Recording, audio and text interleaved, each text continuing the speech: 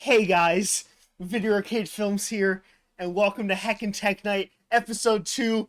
Finally came back from the depths of the void after taking a week off and telling absolutely nobody about it. And with me today, I have Heckin. Nick has arrived, who seems to be obscured by something on the screen. I have no idea what's happening. This wasn't a planned joke at all. So that's what he was talking about. But there we go. There's Nick, and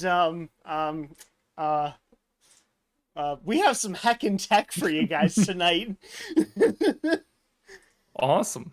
Okay, so just kind of like a little quick overview of all the stories that we got today. We got some Bitcoin stuff. We got stuff about hackers. We got stuff about Amazon Music. We got stuff about Apple Music. We got more stuff about Amazon. We got stuff about Twitch. We got stuff about LG again. I mean, haha, funny. Look at the joke. Me when LG. But we also have YouTube being dumb again. We also have us being entirely doomed for the rest of civilization. And then we have some phone news and some headphone news. Yeah, normal stuff. So, we're going to take a look at one of Nick's stories first today, because last time I did Heckin' Tech Night, I just kind of didn't do one of his stories until 45 minutes into the stream, so we're not going to let that happen this time. And I promise, just normal things. I'm not going to be ranting too hard today, hopefully. But there are no guarantees. We got Rhino Accurate in the chat saying, yo. Yo, yo. All right, cool. Okay, what's the first story we're doing? Your pick.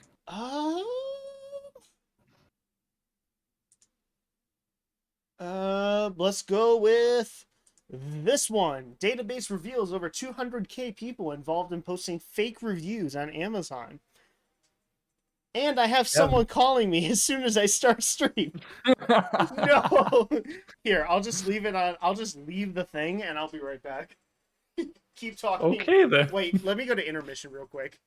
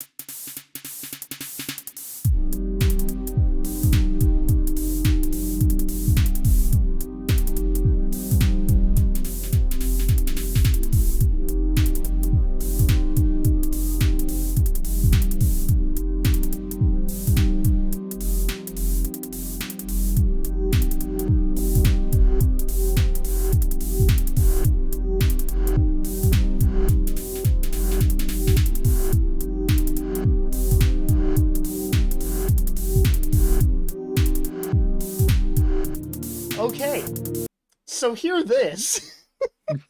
The person who called me accidentally butt dialed me, so it was completely on accident.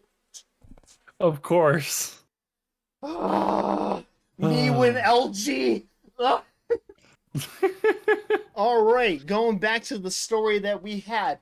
Database reveals that over 200,000 people involved in posting fake reviews on Amazon. Yes. So, um, that's the title. That So, explains the entire story. do you have anything else to comment on before I just kind of start ranting about it real quick? um, Amazon does a really bad job at controlling their reviews. That's my only comment. And to be honest, we kind of all saw this coming and we already kind of knew that. And Hmm. when it comes to the point of like, I used to, way back in the day, I used to actually like really trust Amazon reviews. It was actually a good lookout on like, this is good, this is bad. But it's really easy now to just get your stuff paid and be like, oh yeah, this is good, signed by company executive. You know what I mean? Like, Yep. it's like Amazon reviews are either joke reviews at this point or just Karens complaining about stuff that doesn't work even though they don't know how to operate it. And pretty much the only way to tell if it's a genuine review now is just how long the review is. If someone types Yeah, out a paragraph, that's the only way you know it's actually a genuine like the review. only way you know it's an actual Yep. Doctor, you what? You always come in with a good entrance text, and that's probably the best one so far. Oh god. Hashtag CEOs are people too. What are you, Citizens United? All right, but but yeah, like, I mean, I'm surprised that it isn't more than 200,000 because I don't see very many genuine reviews on Amazon to begin with. I guarantee you that whatever this finding was, is they're not giving the actual number. Because you know it has to be more than that. Like literally, in order Or to do you get know like what? legit That reviews. says What's that up? says 200,000 people. Oh, So you know that's probably millions of reviews then. yeah, probably because these people are probably posting 'Cause- more than like at least more than like 10 reviews per person. yeah, exactly. So it's just like, it bad, 5 stars. Yeah, exactly. There are like tons of people that just either rate it 5 stars and say nothing about it. You know what I Yep. mean? And to the viewers in chat, just remember, if I get to 25 followers today, I will have to create Headphone Girl on stream. I promise. I didn't forget. I just didn't add the follower goal to the screen. So give me a second. Follower goal, add Oh no, he's setting it source. up on stream. Um, Headphone Girl. Okay. Well, I didn't. Okay, there we go. Sweet. We're gonna put that up in the top right here. We got 2 more to go for Headphone Girl will be created. Let's put that on here. We'll put that in here somewhere. Cool. Let's put that over here by me. We're gonna go over here to just Nick. Say That's everybody say hi to Nick. hello. I am Nick. Sadly, and Yeah, sadly. then we'll go to just me. Hello, I am me. Uh, we'll put that over there. Well, bam. Okay. And back at looking on browser. 2 followers Yes. in 221 days. What do we look like? Miracle workers? Come on, I don't doctor. know. I'm not a miracle worker. I'm a Twitch streamer. That could be a bit of a stretch, huh? Oh man. All right. But yeah, Amazon fake reviews, to be honest, I don't see that many that are really good ones. And I feel like in order to get like legit criticism on any project that you need or project, any product that you buy, like you either got to go to a forum, watch like a YouTube video or like go on Reddit, Yep. to be And honest. even and to be honest, even like YouTube videos are questionable at this point in a Yeah, lot cuz a of lot of cases. YouTube reviews just seem like advertisements. You know what I Yeah, mean? We're just exactly. like, take a look at this. I just dropped it. Give me a second. Or a lot of Take a look like at this even if super badass Sharpie. I totally didn't get this sponsored. look at this bag of Cheez-Its. Wait. Oh, quote unquote essential workers. Tw- Twitch streaming is essential work. Changed my mind. True. It is essential for the sanity of humanity. Wait, why does that rhyme so well? That's scary. Heckin TechNet is the only way that we will all survive. Speaking of that, about us all surviving, I'm going to go to our next story about how we're all doomed and we're all going to die. I'm actually interested in this story. I have no idea what's about to happen. We're all going to die. We're all doomed. So, Nick, Okay. what are your last words? Do you have your will ready? I had to proofread it on Oh, Microsoft Word, but I'm not sure if I'm done yet. let me see. I'll grab the nearest piece of paper near me. Fouling resistance for a pipe. Well, I think you're going to be pretty well off. Okay then. All right, cool. So here's why we're all going to be doomed. So, NASA, a few weeks ago, they simulated an asteroid Oh, impact and found out that if they had 6 months to prepare for an asteroid impact, they would not be able to stop it from hitting Earth with our current technology. So essentially, we're all doomed in the name of science. even with nukes? Yes, they found out that even with nukes, they couldn't get it to work with our current technology and current That's funding and stuff. incredible. What was the Um, size asteroid they simulated with? so this isn't like a real asteroid, of course. They kind of use it as like a situation over like a week, and they went through like different segments of times. Like each day would like be like a different time. You know what I mean? Yeah. Where like day one is like 6 months before Stonehenge attack starts playing. Oh, geez. Context for that joke is that Stonehenge in the game that he's referencing is a giant gun like created to defeat asteroids initially. Seriously? But let's see. In the exercise, when the asteroid was first discovered, it was estimated to be roughly 35 million miles away. Scientists then spent the next few fictional weeks mapping the asteroid's path and impact probability. Over time, they concluded that the asteroid had a 100% certainty of hitting Earth. The scientists eventually found that they simply did not have enough time to stop the asteroid, and in the end, it struck Eastern Europe. Now, Ulysses 1994 X asteroid. Hmm. I'm Um, just curious the size of the asteroid that they simulated with. um, While it remained unclear what type of destruction the fictional asteroid could cause, Oh, here we go. scientists estimated that the damage radius could range from 114 feet to half a mile. Okay. Yeah. So basically, what they said in the simulation, their conclusion was is that if they were confronted with the same like the theoretical like scenario in real life, that they wouldn't be able to launch anything within such a short notice to stop it with current capabilities. Yeah. So, yeah, we're all doomed. Gosh darn it. Oh well. That'd be a good way of going, just asteroid landing right on your head. Be quick. Dr. Europe. Well, time to erase Ukraine again.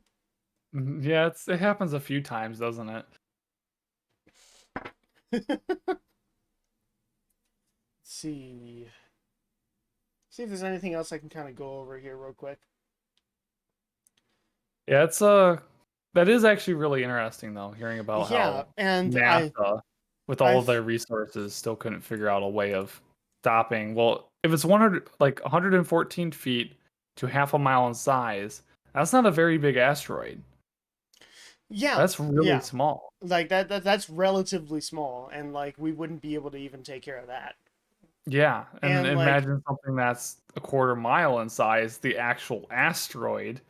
You're mhm, talking about something that can cause a 20-mile to 50-mile radius explosion, and mhm. you're talking just we wouldn't be able to do anything. Yeah, and like sure we'd be able to evacuate the area, and that's what they did in the scenario, but like we wouldn't be able to get it to stop it from hitting Earth. And Yeah. like the thing is that let's see. Now, one concern I do have with people publicizing this story, and this is one thing that I feel like could get misconstrued, like if you're thinking about people who don't read the full article, is that I feel like some people could look at this and be like, well, why are we funding NASA? They can't stop asteroids, so why do we fund them? You know, and Oh, I feel like a lot of people could come with that conclusion, and that's a very dangerous conclusion to reach because, like, bro, why that's would you not want what to just NASA get rid of does. NASA? Yeah, that's And not first what of all, NASA does. I feel like some people could look at this and not read the word simulated and think that we're all going to die anyway. So, media literacy is not a very strong point, especially online. I'm And surprised they here, haven't like lowercase or just made the simulated part smaller than the rest of the sentence. Just make it smaller. like, especially just here at Heckin Tech Night, me and both Nick encourage you to read the news that you see and not just not read it. Just please read it. Hmm. Don't just read the headline and make a judgment off of that. And understand what the word simulated means. Yes, yeah, I can guarantee you that let's see, there's four people in here currently. And so yeah, the four people probably know what's going on. Yeah, yeah, definitely. It's just if you have, let's just say, if you have some of those family members that like to do some Facebook sharing of headlines, make sure you try and keep them in check because, yeah. Yeah. Defund NASA. No, please don't. Defund NASA. Who needs NASA? They can't even stop an asteroid. Dang it. Yeah. All right. Let's go to another story of yours here. Yes. Okay, here we go. We're gonna go back to Amazon here with Amazon Music, and we're gonna be talking about um, let's see, Amazon Music stops charging extra for HD audio streaming. So, what do you got on that, Nick? Yeah, this is actually, I think, kind of interesting, but not super interesting, but enough of interesting. Yeah, okay. Yeah, and it does tie into another story I have about Apple Music pretty well here too. So, Yeah, okay. Yeah, so Apple Music announced that they're going to be going to lossless audio and it's going to be no extra cost. So that's a huge thing that was announced mhm. however Cause, long cause ago. at least I don't before even know. Apple Music, there's been like, especially with like Amazon Music before now and Tidal and like other streaming services, is that you have to pay extra for your lossless music. Yes, Like for exactly. Tidal specifically, it's $10 a month if you want just regular, and 20 a month if you want hi-fi, which is a little steep, but then again, I feel like you can kind of justify it with Tidal because like they actually give a damn about like paying their artists like a little bit more sufficiently. Hmm. But That is true. back to topic. Um yeah, I think this is cool. Yeah, they're reducing their cost down to $8 for Prime members and $10 without Prime for Amazon Music Unlimited. So Yeah, that's actually really cool. I think that's a good idea there too. And I definitely feel like Tidal is kind of running out of reasons to Tidal's running out of reasons to go 19.99 a month. Like the only reason why I have Tidal right now with Hi-Fi is because I'm able to get the student discount and make it 10 a month. yeah, Like I wouldn't be paying a exactly. full 20 for it. Like no No, way. I even went dropped down from the uh what would be $20 a month to the $10 a month. Well, student turns out to be 5. Hmm. So I just, in most cases, I don't listen to enough masters quality tracks to worry about it. And So you know what? Do you have anything more on this Amazon Music thing here? Because I kind of thought of a little detour that I did take out of the original listing here, but I am gonna bring it back because we're on the topic. okay, go for it. We're tying Um, in topics. This is unbelievable. all It's right, so impossible. this was a story that I was gonna bring up the first Heckin Tech night, but didn't get a chance to. And kind of a little bit another bit of a reason here why I feel like Tidal should not be charging as much as they do, because Tidal with their high quality files they use a codec called MQA, and it's different from regular high end audio codecs that are just the file.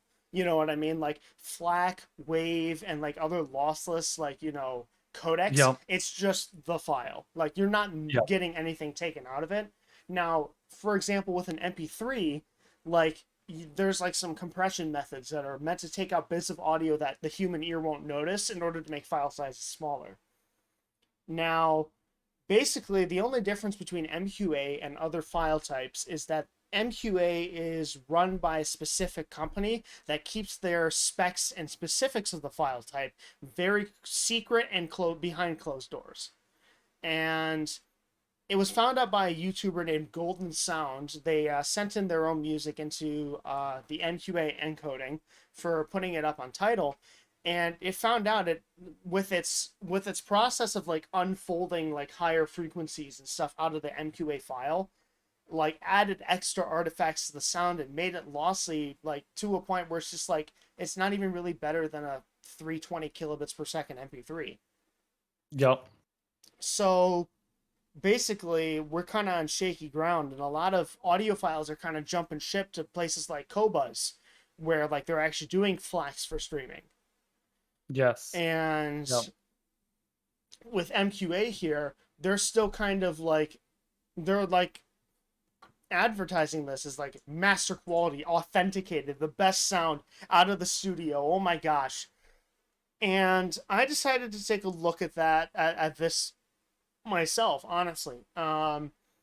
And where is it? Let me find the video here. And I'm not going to play the video here. I'm just going to use it for like a little graph here. But Well, hello everyone. oh, that is my bad morning voice right there.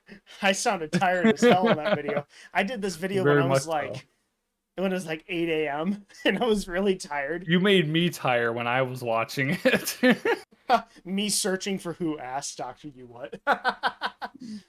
Oh But gosh. basically, with Tidal and Qobuz, because I recently started doing a free trial of Qobuz, I was listening to songs on Qobuz and I found out that, like, literally the high frequencies and, like, just like the treble just sounded cleaner on Qobuz. It didn't sound as crunchy. Like, it sounded like it had more ease to it. Like, it's kind of Yep. hard to explain, but, like, it just sounded better.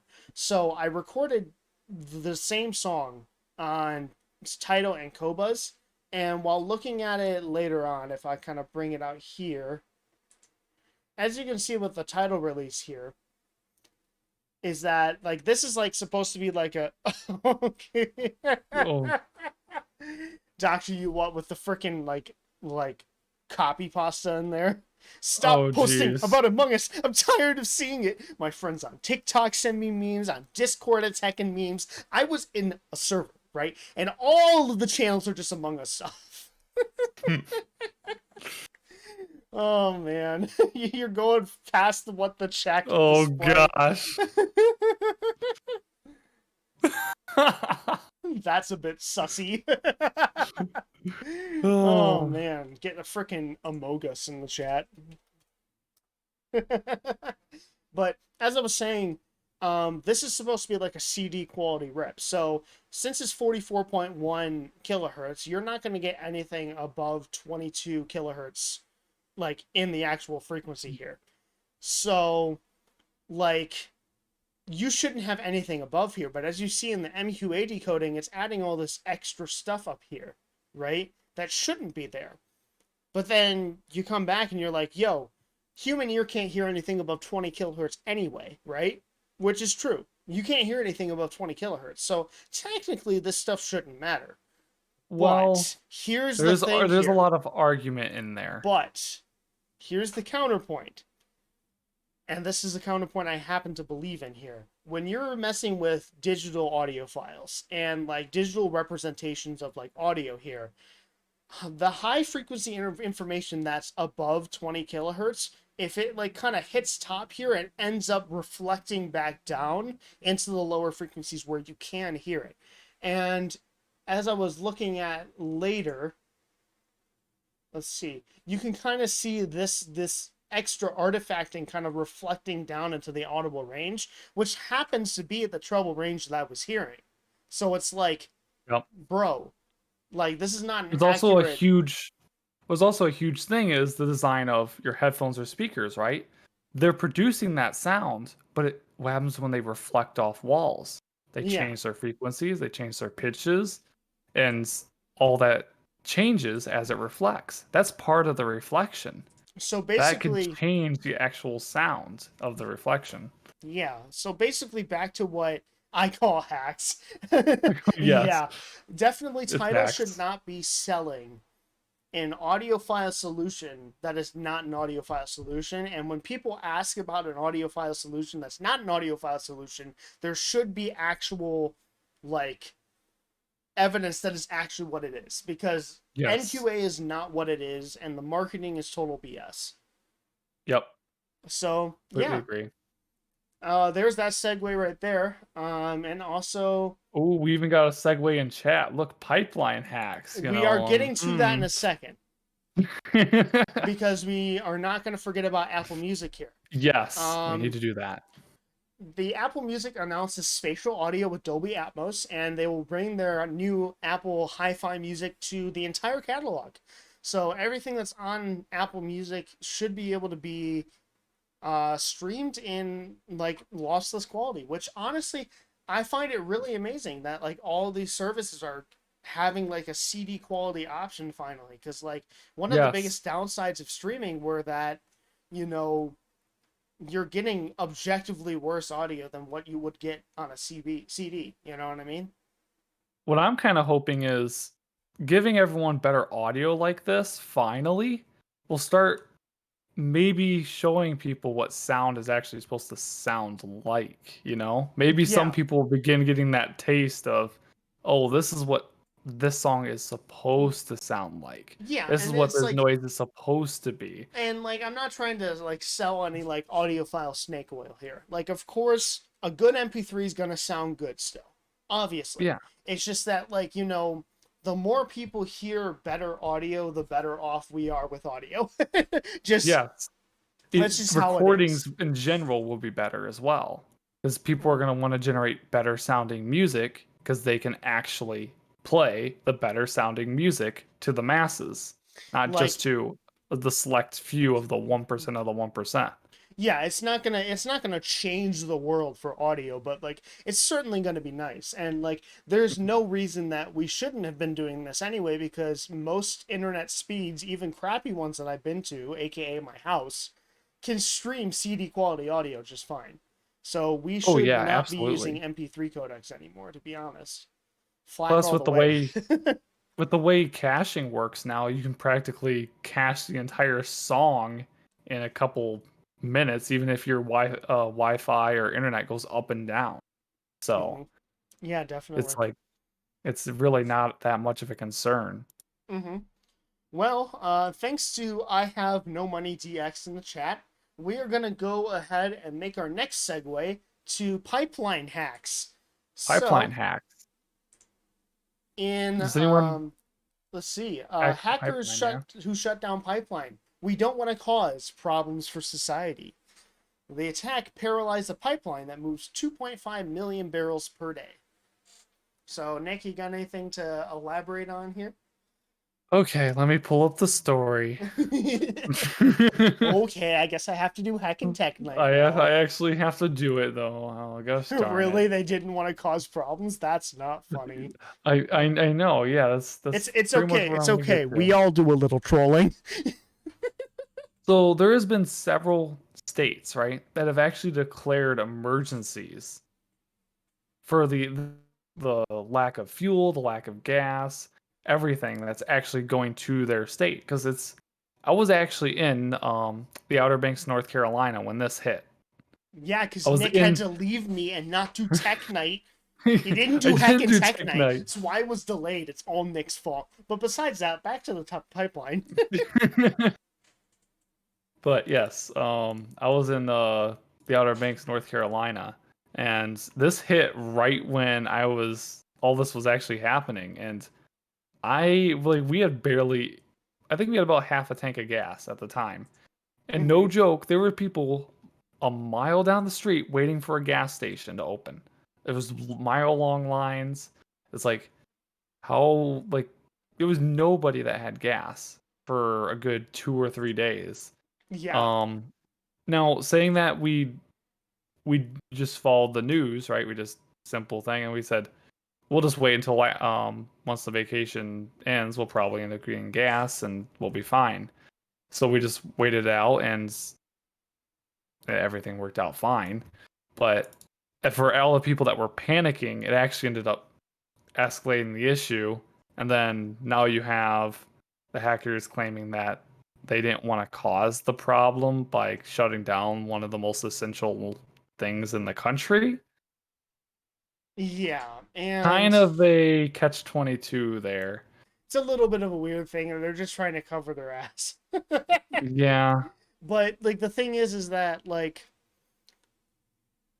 first of all, this is on the eastern United States. So yes, places like here in the Midwest and people in the West Coast are not really affected by this, yes. which people didn't really understand because even here all the way over in Ohio, I was seeing that what about Catch 21? It's 21, yes.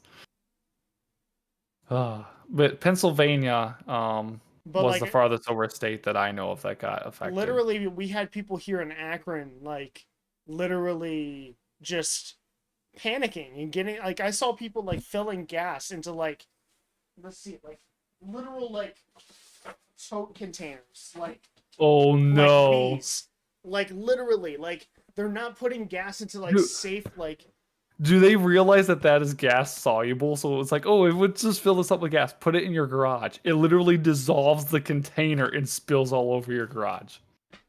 okay, I have no money DX.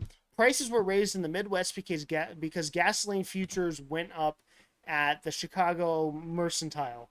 Plus, the media hype also caused a spike in demand. Yes, Yeah, that is but that correct. didn't. Gas But prices did go up, but we did not experience a gas shortage, as far as I there was know. no shortage. Which you're right. Like you're definitely right. I have no reason to doubt. I have no money DX because I know that he's paid attention to the oil industry for quite a while. But yeah, it's just Oh like my gosh. Oh, $4. Damn. whoa. Rhino, those where he's at, prices are $4 a gallon. That's California. Jeez. Like basically what it Wow. was here, it was much more of a modest raise over here towards Akron. I remember it Mhm. was around like 250 beforehand and it's riding around $3 now. So it isn't too Yeah. bad, but like people saw this story and started going like, "Oh my gosh. Whoa. We got to get gas.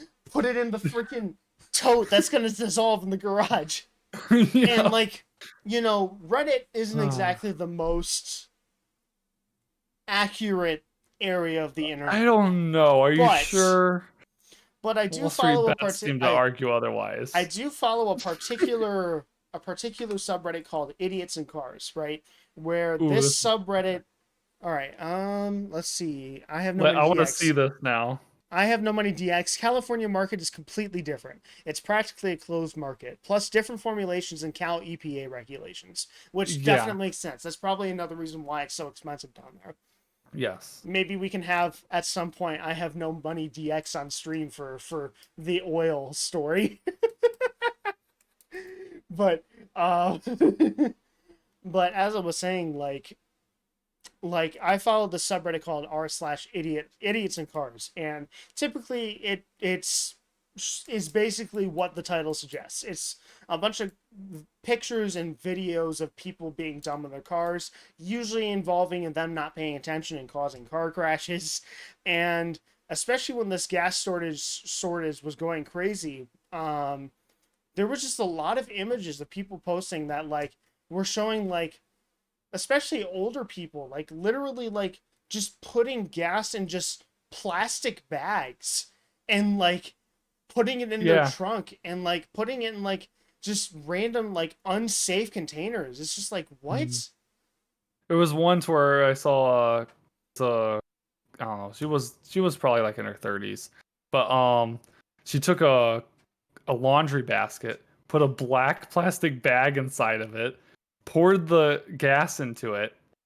As it filled up and it got nearly full, it ruptured at the bottom and spilled gas all over the ground after she was done. It's like, Literally there was like okay, I have no money DX, oil expert here.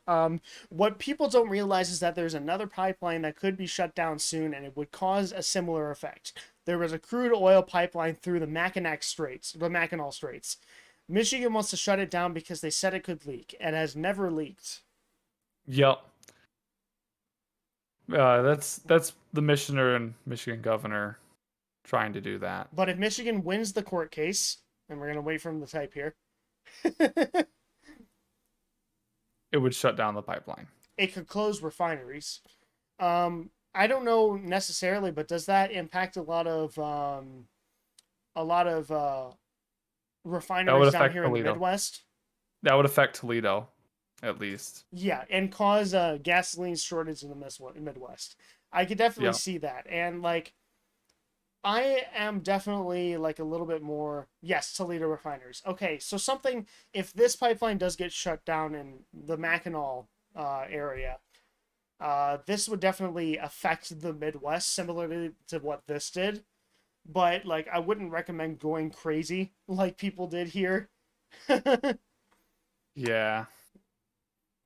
Also, jet fuel in Detroit airport would That's be one of the in biggest airports scarcity. in the whole US. Yeah, that's one of the top 5 biggest airports in the whole US. So that would be scary if they had a jet fuel shortage. Yeah, and like definitely, I've been skeptical of like pipelines and stuff in the past. Like oh Hmm. no, the difference is the Colonial Pipeline was a finished product pipeline. So it had an immediate effect to the consumer. Okay, so Oh, okay. with this particular pipeline that was on the East Coast was stuff that was just products like gas and diesel that were already finished, right? Yep. So basically, when this pipeline got shut down, it just kind of hit like instantaneously. Now with this Michigan pipeline, it does like crude oil and stuff that hasn't been refined yet. So like it would take a little bit longer to kind of set in and affect here, and but it would have more long term effects. And Yep. like I'm not exactly an oil expert here, that's why I'm kind of paraphrasing from I Have No Money DX, and I know him personally, and I know that he actually knows a lot of his shit about this. So like I'm kind of paraphrasing him pretty liberally here, but yeah, like it definitely is something that could happen down the line. Um, and as I was saying, like I've been known to be against like some pipelines in the past, but that's because oh, I have no money DX can Discord call to explain more. So if you want to join like a Discord like channel here, and I'll drag you into the one for Heckin Tech Night, and we'll get you in for the oil segment of Heckin Tech Night. Perfect. So Fits perfectly. get yourself into a voice channel. I have no money DX, and we will get you in. Where is my article here? All right, sweet. New co-host, Illuminati. Let's see. So He's in the basically, server, we're right? just kind of he is in the server. I just gotta wait for him to Okay. kind of join a voice chat before I can drag him Join in. the general chat down in voice chats when you can. When you Oh, can. do not directly call me here, or else that's gonna cut off Nick. Just join a random voice channel in the actual server. Join general chat Yeah. under the test server.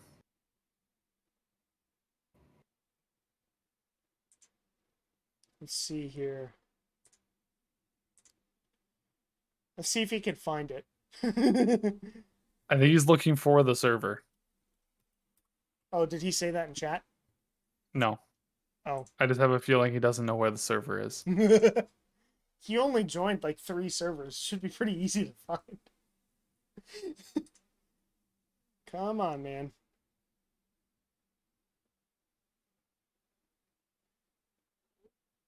All right, here. Well, I'm going to cut to intermission real quick to get him on our little voice chat, and we'll be back in just a second. Here we Okay. go. Bye. Back to Come back intermission. again. Woo.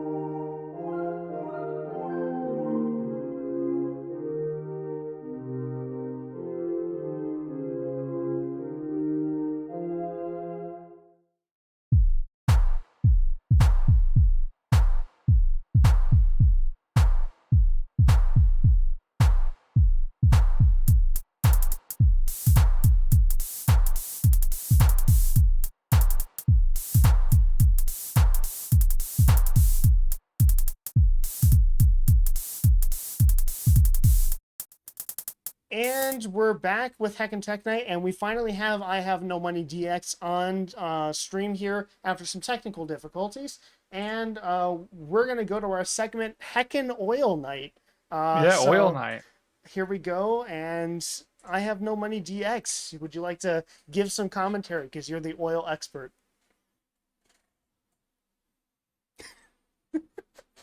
Oh no. Uh, Hello?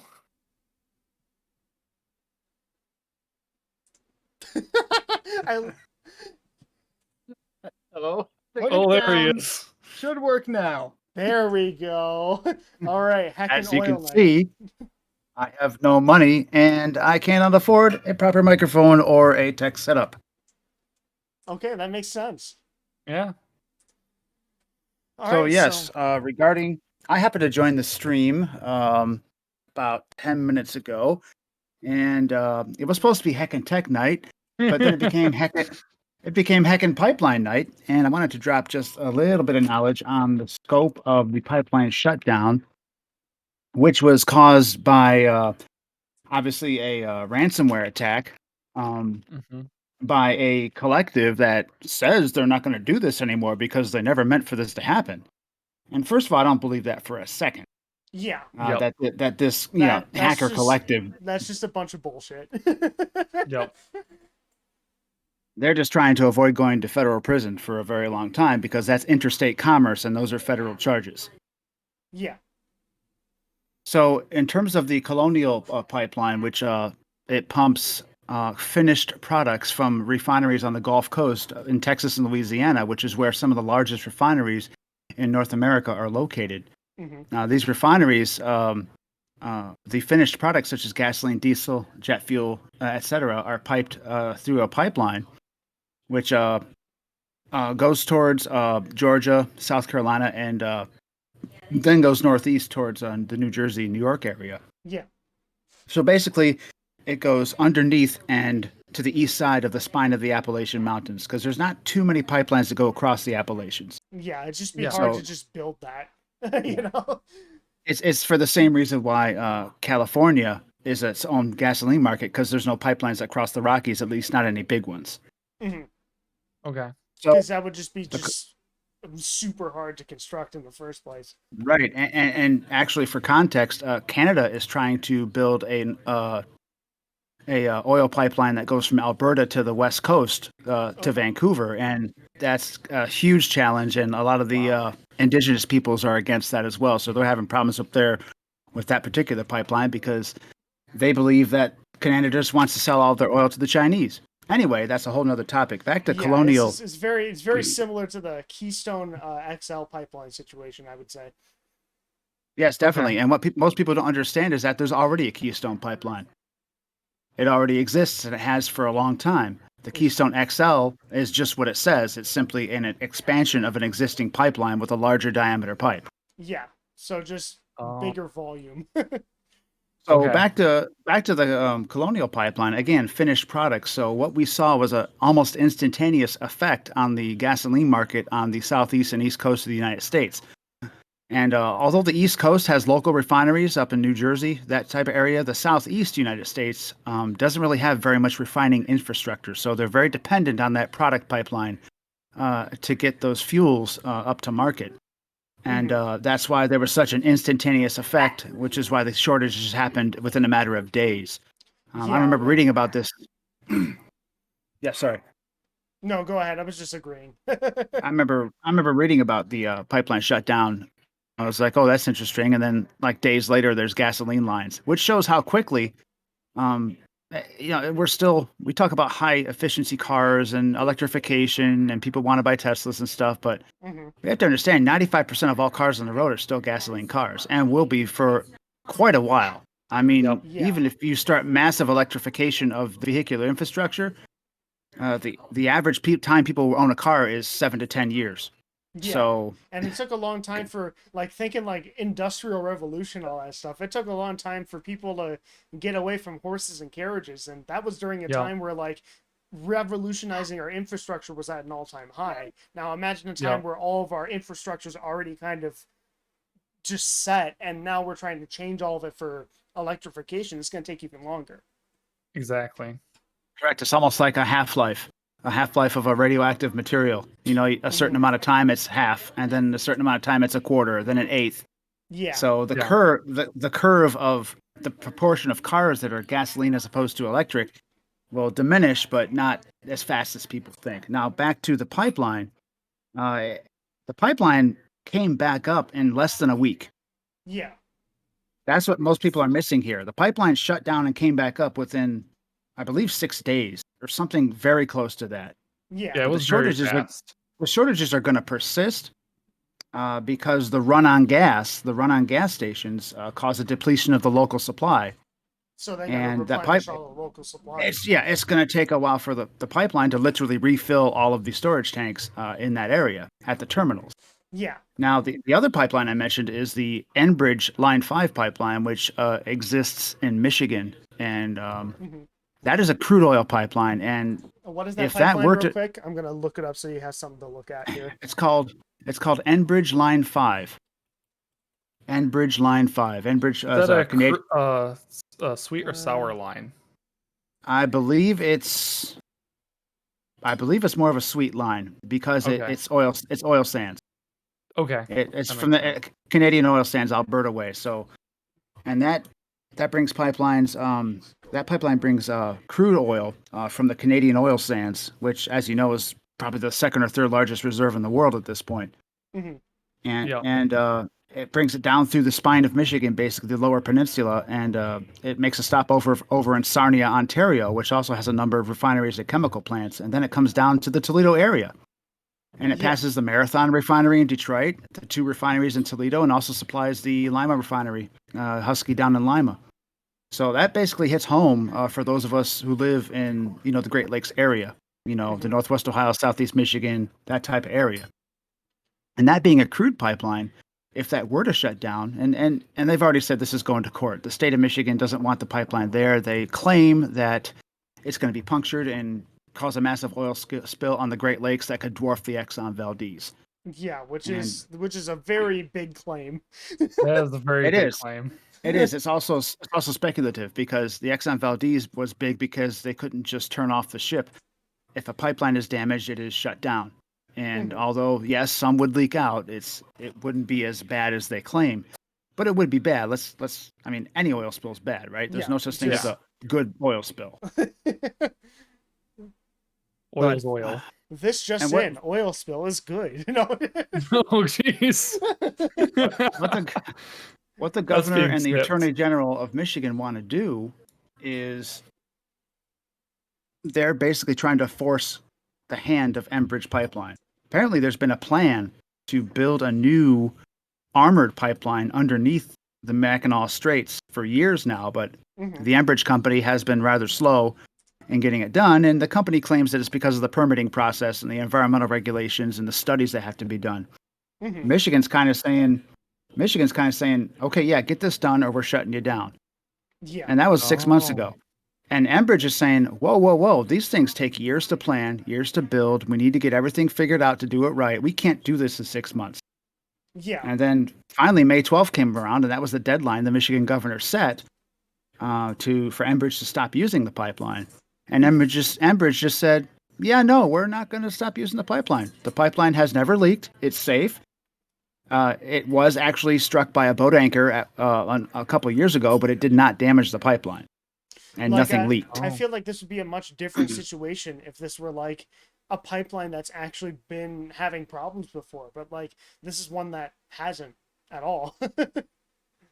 And Right. also, these pipelines are checked up fairly regularly. It's not like they're just set there and then they just let them go until something happens. They're checked every week, every month, and Hmm. they're analyzed. They're figuring out how much they're pitted, how much they're weared. I mean, it's the same thing as any industrial plant. You have to have everything within spec. If not within Especially if spec, you're you can't having it use go it. through the Great Lakes, Right. like that's going to be very Right. closely watched. Yep. Exactly. And you got to ask what's more safe, right? I heard somebody say that if the pipeline shuts down, it takes 2,000 trucks a day to transport the same amount of oil. So do Yeah. you want 2,000 trucks a day going over the Mackinac Bridge? And just think about it, Right, like, right. Ooh. they want to look at this environmental impact of like this whole thing, but like I would argue that the fact that you're trying to get 2,000 trucks like per day across one bridge, like think about all the CO2 pollution you're putting up in the air when you're doing that. Exactly. I Like Exactly. mean, you not even gotta just that. It's CO2. like You have nitrogen. You have sulfur. You have just all these all of other that. Right. And things. like think about Right. it, Right. like I have never been up there in the Mackinac area, but I would imagine it's kind of like a less city populated area that has a little bit more No, wildlife than most places. it's very pristine, and it's actually responsible for a large portion of Michigan's tourism. But And Yes, then in you order to have it wrap like is. 2,000 trucks going through that. Like why would you want that?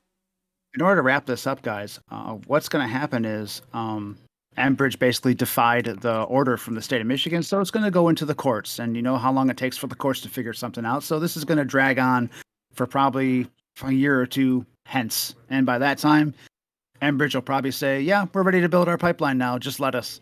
Yeah. And that's what it's going to come down to. But yeah, Yeah. It's so just yeah, an that's pretty much what I got. it's just it's an interesting thing to think about. And like I appreciate you coming on here so I don't have to talk through the chat and through my ass about things I know nothing about. So Mhm. I appreciate it. Right on, guys. Have a good stream, and I'll keep tabs. All right. Thank you. Thank you. I have no Catch you money later. DX, and with that story there, that'll be it for the pipeline story. Would you like to go with one of my stories, Nick, or would you want to go with your last one here? I think my last one's kind of interesting. Okay, let's go there.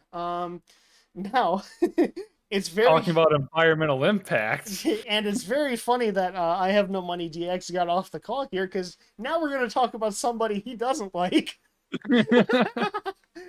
uh, everybody's favorite billionaire for some reason, Elon Musk. All right, Uh, Nick, what do you got okay. for this guy? Okay. Bitcoin, right? Musk has Yes. finally figured out that it's bad for the environment. No way.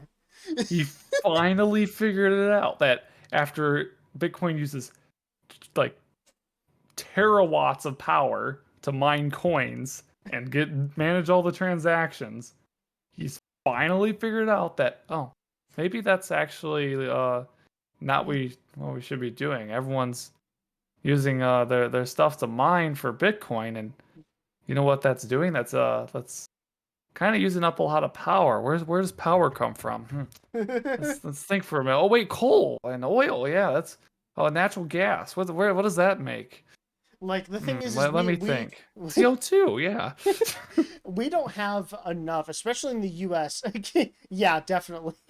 That I have no money. DX in the chat, capitalist pig, LMAO, and I'm like, yeah, I'd have to agree with you there. But the thing is with the electric infrastructure here, especially in the United States, and especially in China, where a lot of Bitcoin is being mined right now, Yep. yes, China has a lot of like, like renewable energy and stuff, but it's still not the majority anywhere you go. And like a good like 85% of like power generation in like both of these countries, like here and China, it's like at least like 85% coal, like especially in China's case, and like Yep. oil, natural gas, like And China has some of the dirtiest coal in the entire world.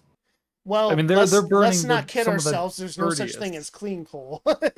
Well, there is cleaner if it has more carbon than sulfur or nitrates or things that are like other things that are in there.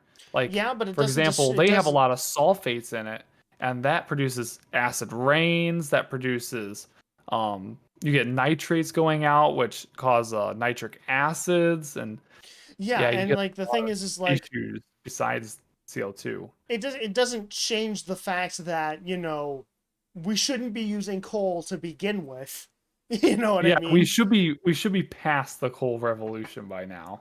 Let's Yeah, be like honest. coal should be dead. Like there's no reason why anybody should be using coal right now. I could understand oil because if you burn oil hot enough, you're fairly efficient Yeah, thermal like just wise. the thing is we just got to But think like especially environmentally, like the next yeah, like now for the next few decades, we just need to deplete our usage of natural resources. And like, even though I really don't like Elon Musk, you know, I Hmm. definitely think this is a good thing to kind of publicize, because like Bitcoin and a lot of other cryptocurrencies, especially if you're trying to run like a shit ton of GPUs to just mine this stuff, like just the amount of like power it takes. You know what I Yep. mean? And it's just like, again, I don't like Elon, but like I feel like this is a good thing to say. And like, sure, Reddit's probably mad at Elon. I wouldn't doubt you on that, but like, to be honest, like I'm not sure how I feel personally about all Bitcoin mining and all that anyway. You know what I mean? But then again, I'm not very experienced with it. So I'm not going to say too much about it. Yeah, it's a lot of coin mining in general is something that I don't think the world really needed at this point in time because it's causing more power requirement than we really ever needed before. It seems like I And know what I'm it's talking about. Well, I try to at least appear that I know what I'm talking about, but I'm not going to claim in any instance that I'm an expert on anything. I just try to research what I can and admit when I'm wrong. you can ask me chemical engineering questions. I'm pretty experienced on that, and I know one or two things about IT. That's I like about it. headphones. Well, let me just grab my 7 pairs of headphones over here. By the way, I'm not joking. I legitimately have 7 pairs of headphones hanging on the Okay, wall over there. nice flex. We get it. We get it. You have 7 pairs of headphones. Two I of, have two of them, like two of them three. are worth $5. Two of them were $5. But yeah, back to Elon Musk and all that. Despite how much I dislike Musk, I dislike his anti-union practices, and I dislike, the way that he manages his company. And I also dislike how he profited off of like, just the coronavirus pretty handily, like all billionaires Yeah, did. Like, I feel like, this doesn't like cure every problem I have with Musk, but at least he's kind of, saying, Bitcoin bad. yeah. I mean, And like, he hmm. I've honestly never really understood how Bitcoin really works anyway. And like, from people who've explained it to me, they kind of are just like, yeah, it's like a stock, but like not, and the government can't track it. the well, they kind of can now, but Like, I the don't best know how it way works. the best way I describe it Like, is literally, my imagine. my uncle gave me like $15 worth of Bitcoin. He's like, you can keep it here to let it raise up, and I'm like, what do I do with it? Here, I'll explain it for a second. You ready? This is the Here we simplest go. explanation you're ever gonna get. You ready? You see this piece of paper right here, right? Yeah.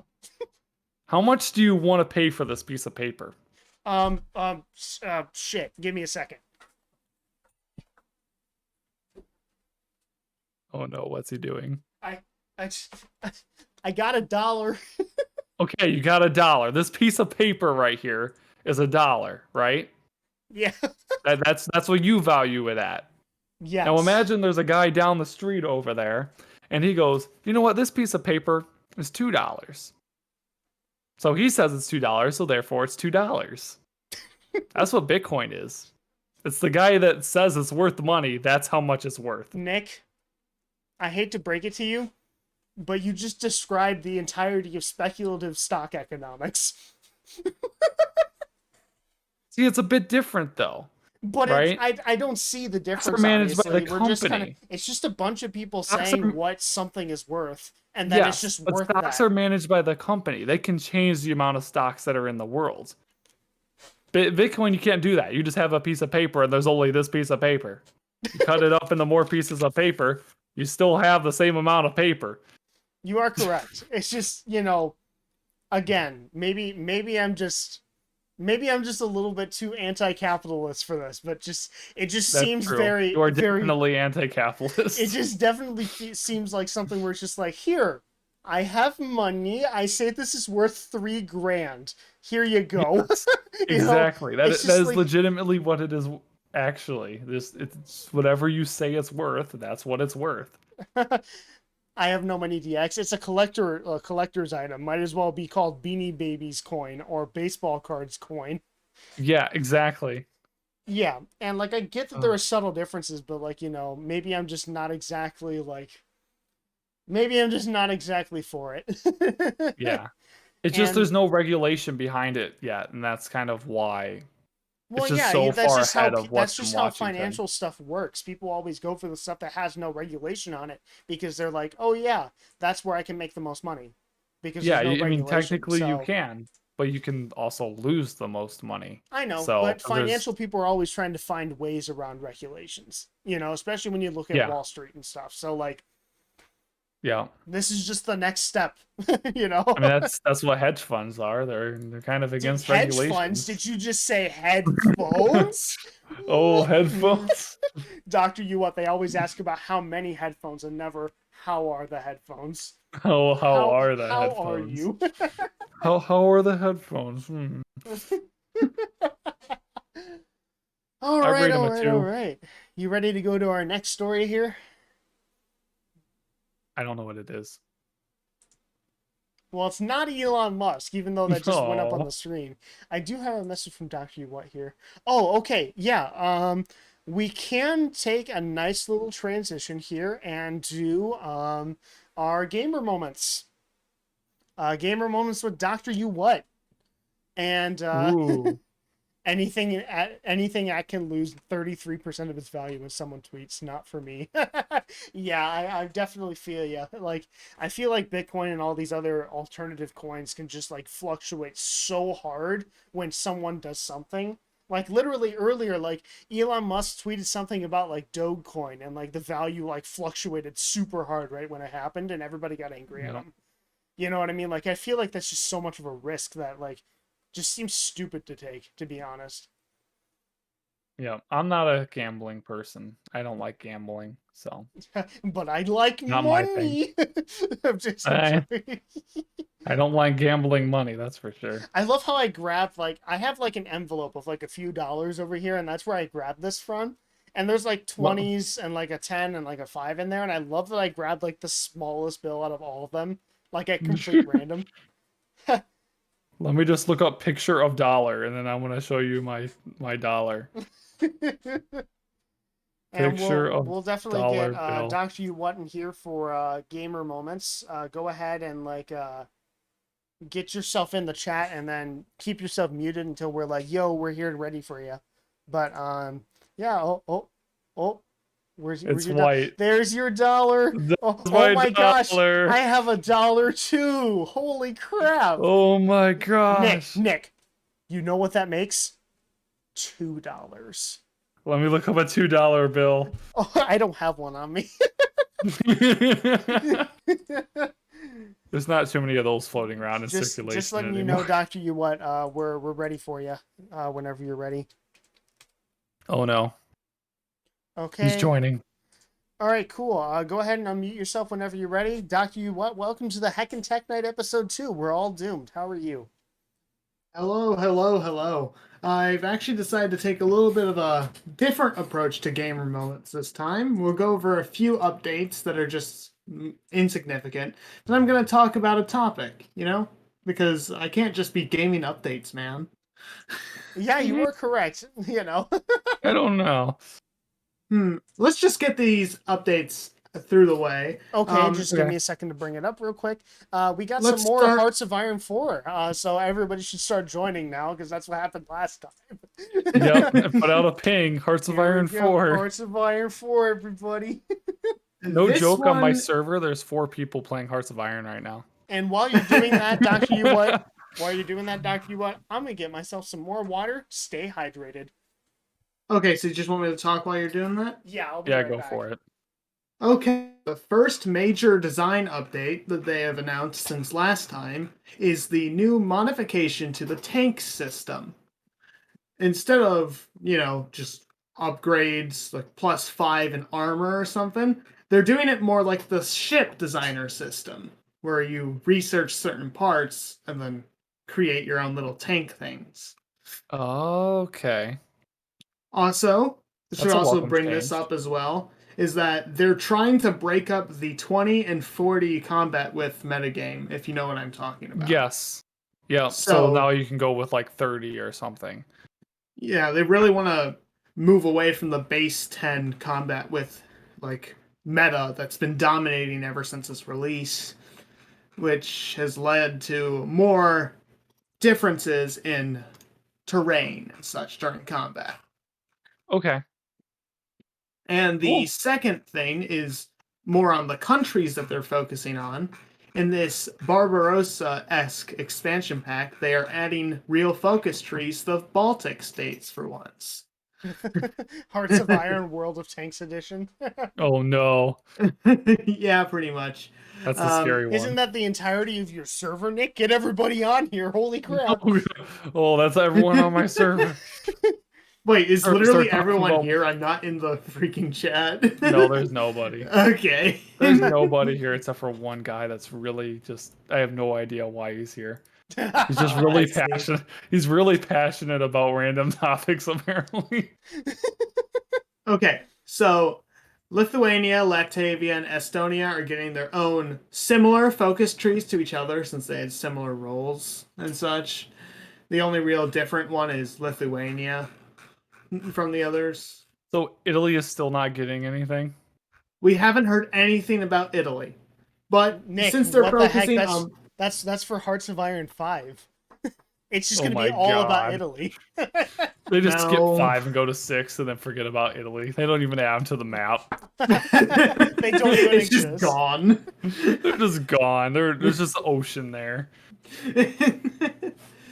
Anyway, as I was saying, they are working on 2 simultaneous like expansion packs at the same time ever since the espionage one, La Resistance.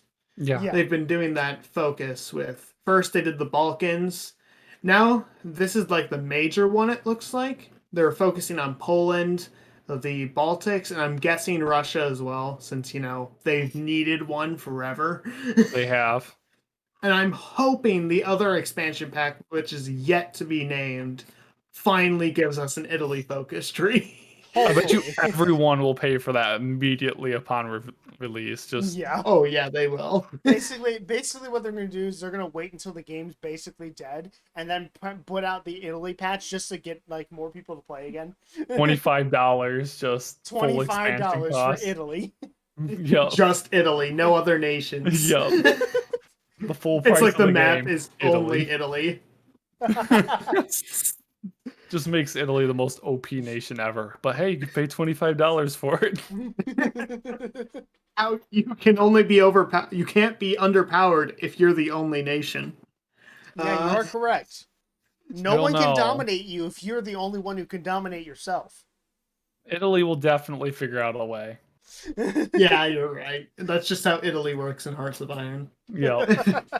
Next update is just a small Among Us update. They're progressing with the bug fixes as always, and the 15-player lobbies are coming very soon. Ooh, I am actually Why interested did in it that. say That would be Among fun. Us? You know what we'll do is we'll have a giant like thing to where we have a stream. It's where we play Among Us on one of your streams to get 15 people in. That would be Yep. great. It's just that like I need to have like I definitely have a lot of people who would play Among Us with me. It's just the thing is that Would they go together? no, like the thing is that like I have to get everybody like just in the whole One thing. place. You Yeah. know what I mean? And just like it'd be fine, but like a lot of the times when I'm with people, they don't have enough, so they always have randoms in there. And like I need everybody to be in one voice chat for it to work on just stream. seriously, just give me a ping. I can. I just I can definitely get you think some it's guys. like I have plenty of people, and like it's just coordinating it. You know what I mean? Which You have hopefully since 15 it's summertime people? I can. Like, well, it's only 10 right now, but like Okay. definitely, you know. Yeah. I was And gonna say if you also- ever need like 4 or 5, whatever, I can definitely get Yeah. a couple. I'll let you know. And just letting you guys know, you know, we're only 2 followers away from creating Headphone Girl. Come Yeah, on. you know, just We need to get Send this out those going, man. pings. Everyone ping your server. No, I'm just kidding. Please don't do that. Everyone do at everyone to your server. Yes, destroy everyone's servers. Just See, like I can't be the only one following myself. you can do that. No, it's just the thing to test the widget. So like I'm not technically following myself, but like Wait, your follower count went up though. I'm just hitting a bunch of buttons on OBS. Okay. As you can see, this is the only one I've customized. See, now it says you have 25. No, I don't. Oh crap! Yeah, 'cause on the widget it does. Oh shoot! I gotta reset the widget. That's not good. Give me a Oh, second. headphone girl, it's time. No, Time for headphone girl. While you're fixing the stream, here's some smaller updates that not many people will care about. Okay, go for them. Re- Remember Phasmophobia? Yeah, they've been doing more updates lately. Pretty much ghost changes, difficulty changes, you know. Yeah. Not Yeah. many people play the game anymore, though, sadly. And I bought it, too. Yeah, it definitely was more of a fad game than people like to admit. Yeah. Yeah. I would still sadly. like to do that on stream. That would be a real fun stream. I mean, game. yeah, I've got it. Video has it. I'm pretty sure. Do you have it, Nick? I can get it. I think I fixed the follower goal. I'm pretty It You sure. says look 30. Now it Yep, says there we go. 220 days. What's going on? Has There a we day go. passed? Yes, a full day has passed. Oh wait, didn't you set that goal at like I in the set it middle for of a stream? I set it for Christmas. Oh. 220 days Okay. till Christmas, guys. Reasonable. Hey, almost Christmas means it's not yet Christmas. If you know what I'm referencing, funny. I Okay, probably do, but I'm not remembering. No, Yeah, I you don't. wouldn't get the reference. Okay, at least I don't feel left out this time. It's an Ace Attorney reference. Okay. The 25th anniversary DLCs for Ace Combat 7 released, and I did buy it. Indie game Helltaker has had its anniversary update. I'm just running through a list here I Oh, got. you're fine. Yeah. Oh, and Nier Automata. It's a pretty legendary 2017 game that put Legendary Studios back on the map. That's not their actual name. I just can't remember it right now. I guess it really wasn't on the map. Okay. There was actually a recent review bomb. Ow, my ears. I just broke stream. Ow. What happened? What did I'm you very do? sorry, stream. I didn't mean to ear rape you guys. You probably should have gave a warning. I probably should have typed out a warning just as soon as that happens. No, that was like totally my fault there. I apologize. Oh, that was not good. Oof. I was trying to Oof. find a better video for Sega base fishing. I know it's Any fast. BeamNG but- Drive updates. BeamNG Drive. I don't know. Actually, let me check the Steam page. I've actually haven't messed with BeamNG Drive in a very long time. I've been looking at it. It should have popped up in my feed if there was any massive updates that were in like a developer's log. I follow a lot of developers. Yeah. Okay. Yeah, so I don't think there's anything that's a substantial update for BeamNG Drive right now. Okay. He's been, from what I've heard, I Have No Money DX has been really into BMG Drive videos for some reason. Well, that's because So I'm they're guessing fun to he's going to watch. one. Yeah, I guess you could say that. Just turn on Song Gravity and there you go. That's all the entertainment you need. This is going to be the last major update thing I'm going to talk about. Yeah. Is that the game called Nier Automata? It's famous for being really good on PlayStation, but its PC port is not the best optimized. I mean, if you have a good enough PC, it runs well enough in gameplay, but cutscenes, they lag for some reason. So it's basically just like a lot of the Persona ports to PC where they're just like, here you go. It's on PC. We didn't do anything to it, but it's on PC. Yeah, it was It's just developed there. specifically for the PS4 in mind. So It was recently review bombed due to an Xbox update coming in, and PC players being angry as they always are. Due to this negative, I don't even know if you can call it backlash at this point, the negative complaining um, was then addressed in a actual response that literally just says an upgrade patch for Steam version is now in development. That's pretty much it. Okay then. The director of this game is known for trolling his fans to oblivion. To That's the point where the amazing. game itself has 26 endings, only 5 of them being actual endings. Like, That's great. if, Okay then. for example, ending W, since it's all in alphabetical order, is if you failed the tutorial, it gives you a game over with the credits and everything. That's funny. Anyway, that's enough about that stuff. Time to All talk right, about time my for your main topic. topic. All right. Here you go. We're talking about fishing in video games.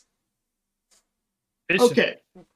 We're going to talk about fishing and how is it translated into the medium of video games. Holy crap, look at that fish on screen. Is he gonna get the fish? Wow, look at Is it's he a gonna get largemouth. the fish? It's He a largemouth. got the Oh, fish! Oh it's a my largemouth. gosh! He got He it. got the fish! Oh my I god, have it's a a feeling fish. I'm not being paid attention to here. Sorry, we're the just video, watching they the just fish. got the fish. They just got the fish? Are It's you supposed- actually watching it on stream? Yes. Yeah, you are. Okay, so what I pulled up as that video over there is the main, what they could most people consider is the best fishing game that's purely fishing. It's called Sega Bass Pro Fishing. It's on the Dreamcast. I've I heard a want lot of it. good things about it actually, and like they have a proprietary fishing controller for the Dreamcast for this game. Yeah, that is true. Okay then. Now, I want to talk about how many games have fishing mini games nowadays. You want to know? Like, almost every major title game I've played in the last few years has had some sort of equivalent to the fishing games. The Yakuza series, Sonic Adventure, the Nier Automata game I was talking about earlier, and all the Persona games as well. Well, in It's- Sonic Adventure's case, the reason why they had fishing in Sonic Adventure is because when they were developing the Dreamcast, they found out they were really good. The Dreamcast was really good at the time for like just showing a bunch of water physics and like generating water graphically. And like they were like, well, we gotta show off the water characteristics of the Dreamcast. Let's make big fish. Yeah. Man, I sure can't wait to spend another hour fishing for Froggy so I can actually get the supersonic ending.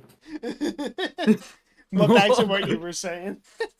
I was like saying that this combined, like this more emphasis on more realistic fishing mechanics and just standard JRPGs and other game genres that shouldn't have fishing mechanics, they tend to be very enjoyable compared to the real thing, which, just so you know, I have done once. Oh my god. I caught fish an like 18-inch bass. I fish like every so- other weekends. Okay, fishing expert. I'm a fishing Hey. expert. I'm a fishing expert too. I caught an 18-inch smallmouth bass. I bet you can't beat that. I actually Take have not that. caught an 18-inch smallmouth. That's a really big smallmouth. Yeah. I have one-upped Nick once again. First time in the I- chemistry discussions. Now we're in fishing. Oh no, OBS is no Oh OBS no, no. OBS. You're still streaming, OB but like you should be fine. Just OBS is being dumb again. Yeah, OBS is. Oh, there it goes. It was like just straight black there Yay, for all a my while. VU meters are gone. I hope my audio's okay. Really hope it does. Just hope. Scream at us if it isn't. Please, Literally chat. scream. But Especially continuing you, your Rhino thing, over in California. If you scream really loud, I'm sure we'll hear it. Yeah, yeah. Um, So I was saying like that, including with the major strides in VR technology lately. This is just a wild rant at this point, and I know that. It's that soon we won't have to leave our house to get some genuine fishing experiences. Just Yeah, the with year the VR stuff. the Yeah. year 27. Hey son, you want to go out and go VR fishing with me? It builds No. it builds character. This reminds me of the one OK Boomer meme from a long time ago. I'll rephrase it. Hey son, do you want to go outside and fishing on Xbox or PlayStation? Oh my god. You want to go outside? Do you want to go outside in Xbox or PlayStation? Do you want to exit the Uh. virtual reality plane and play some console gaming? the VR Switch. Oh, he's got Honestly, another fish. Oh my He's got a gosh. fish. this is a bit of a sidetrack and a loose rant here about fishing and virtual reality and all this, but I've seen more and more people finding out that you can fulfill your social requirements through VR type chat games. And it's really surreal to think about. It is interesting, yeah. Of course, I I'll do mean, more information searching on that for next time I want to talk about VR fishing. yeah. The entire thing is just gonna be about fishing every single The time. entire stream, the fishing stream. This is the fishing stream. Hey, that's a Tech good stream fishing. idea. Get as many games as you can with fishing mini games and play them all in one stream. See which That one's the would be best Oh, so fishing. no. boring. I would hate that so much. Oh, there he What do is. you mean? Majima got a fish. He got a fish. Oh yeah, you're watching Yakuza, aren't you? Oh man. Okay, so this is just a side note to finish me off before I leave for gamer moments. Is that I currently have 8 hours in a certain game I've been playing, and 4 hours of it has been spent virtual fishing. Oh, okay, There yeah. you go. That's probably why we're talking about it right now. Yeah, it legitimately is the only reason. Nice. Well, we Hey, at we least all I know made over someone in $100,000 in in-game currency off of it. there you go. Like, at least with me, I feel like it's the same sort of thing with golfing in video games. Like, I don't know how to golf at all in my life, but like, and I've loved every golf video game I've ever played. Like, Yeah. Is it just because it's a game and not real life? Well, it's Or is because it for you're something else? it's because you're guaranteed some sort of satisfaction out of it, I think. It's where like fishing, for example, there's several times I go out and I don't catch anything. I'm just sitting there the entire day, 8 hours, and I don't catch a single fish. Or Just if I, change map. probably just change map. yeah. Mega frenzy. No, I double know like I'll frenzy. drive around to different Fishing I'll drive around to frenzy. different lakes, I'll drive around to Yeah. different ponds, different lures, all sorts of stuff, and I don't catch a single fish that day. Now, if I go like for golf, for example, I've played a good amount of golf as well. And I just am not good at What it. was That's your the only longest reason. shot, Nick? I don't know, a couple hundred yards. 69 meters. At least a couple hundred yards, I don't know. 250, 275 maybe, I don't know. It was That a pretty number good just hit. seems to keep rising, Nick. Are you sure you're not forging your results? It depends on where you. I can hit a good long shot as long as it isn't straight. I can't hit a straight shot, but as soon as if I need to hook it right, man, I'm dead on.